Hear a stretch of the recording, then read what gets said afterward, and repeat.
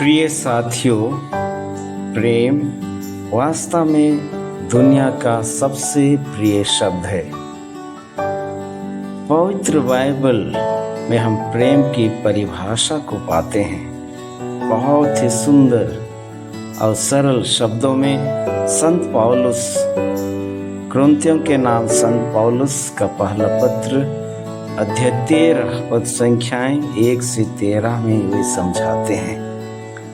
आइए आज के सुंदर दिन में हम प्रेम और प्यार की असली अर्थ और मायने को हम समझें। पवित्र वचन यही कहता है, मैं भले ही मनुष्यों तथा स्वर्गदूतों के सब भाषाएं बोलूं, किंतु यदि मुझ में प्रेम का अभाव है तो मैं खनखनाता घड़ियाल या छनछनाती झांझ मात्र हूँ। मुझे भले ही भविष्यवाणी का वरदान मिला हो, मैं सभी रहस्य जानता हूँ, मुझे समस्त ज्ञान प्राप्त हो गया हो, मेरा विश्वास इतना परिपूर्ण हो कि मैं पहाड़ों को हटा सकूं, किंतु यदि मुझ में प्रेम का अभाव है तो मैं कुछ भी नहीं हूँ। मैं भले ही अपनी सारी संपत्ति दान कर दूं और अपना शरीर भस्म होने के लिए अर्पित करूं, किंतु यदि मुझ में प्रेम का अभाव है तो इससे मुझे कुछ भी लाभ नहीं। प्रेम सहनशील और दयालु है। प्रेम न तो ईर्ष्या करता है, न ढींग मारता, न घमंड करता है।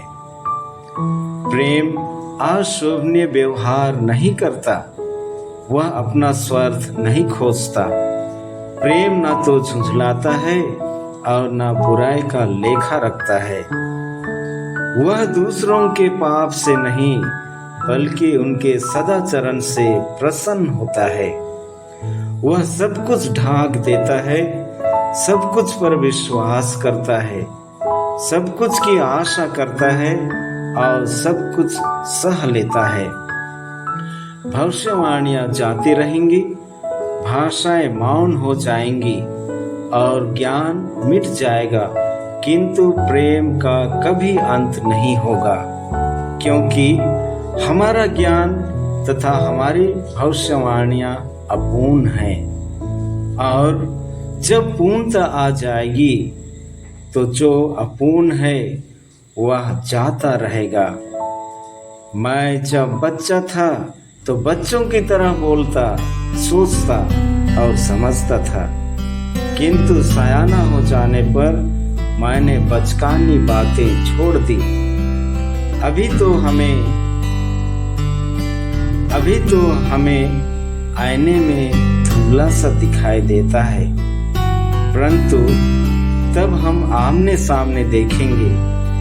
अभी तो मेरा ज्ञान अपूर्ण है, परंतु तब मैं उसी तरह पूर्ण रूप से जान जाऊंगा जिस तरह ईश्वर मुझे जान गया है। अभी तो विश्वास, भरोसा और प्रेम ये तीनों बने हुए हैं, किंतु उनमें प्रेम ही सबसे महान है। आइए ईश्वर को धन्यवाद दें, क्योंकि ईश्वर स्वयं प्रेम है। प्रेम से वे परिपूर्ण है।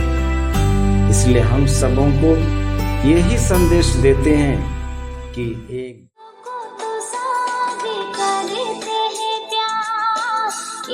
दुनिया की रिवाज, लेकिन यीशु कहता है कर लो प्यार, जितना दुश्मनी